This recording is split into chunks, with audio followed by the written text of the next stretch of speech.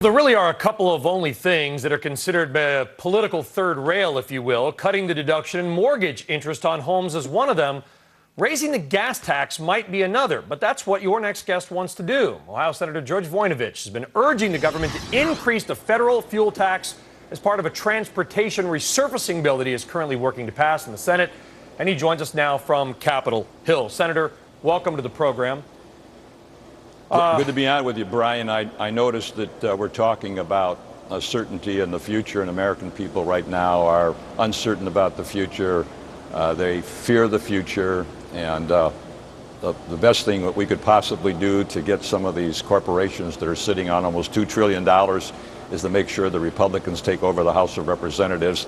Then the future will not be so uncertain. The other thing we can do, Brian, is to pass the reauthorize the service transfer that to highway bill that's long overdue.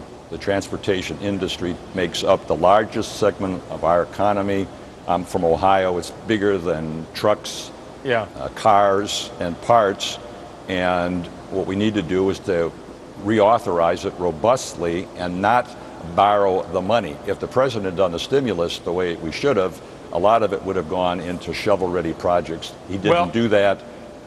And today, the unemployment is in the transportation industry is over twice the unemployment in the country. And if we were able to pass the resurfacing bill and pay for it, like Ronald Reagan did back in 1982 when the economy was in a slump and I was mayor of the city of Cleveland, I think it would give certainty to a large segment of the economy, and we could keep moving ahead. Well, but okay, Senator, and as viewers of this program know, we debated this a few weeks ago, how the cost of actually collecting the federal gas tax basically renders it neutral because the cost is all in. So we haven't had a raise in years, but I'll give you credit. This is going to be a very unpopular thing with your constituents, is it not? I don't think so. The fact of the matter is that I've talked to some of the conservative members of the United States Senate, and they said, you know what, George? This is a user's tax. We know where the money is going to go. It's not going to be like the president's stimulus package where they funded a lot of pet projects of members of the Democratic Congress and Senate, over the years. And so there's a little different attitude towards this. Ronald Reagan, back when he did it in 1982, understood. He said, this is a user tax.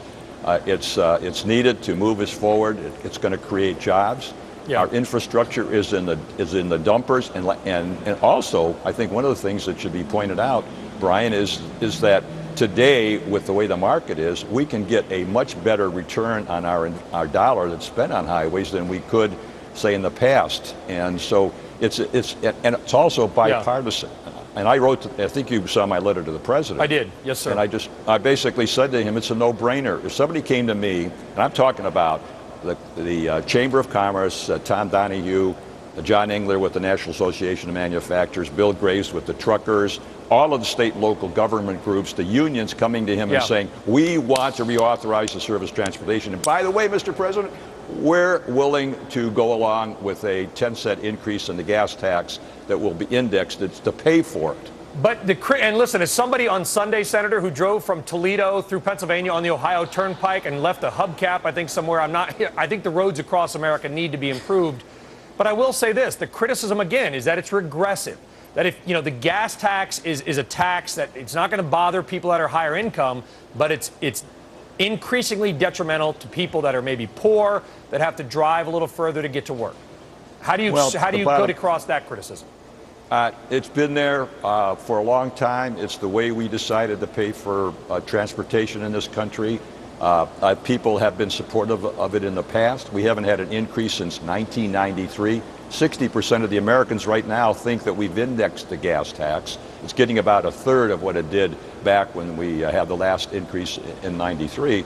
And I think that if people knew that jobs would be created. Let me tell you something. For every $1 billion worth of spending on highways, it creates about 35,000 jobs. If we had a robust, and AASHTO that represents all of the transportation agencies in the country said that we have right now, we could spend $47 billion.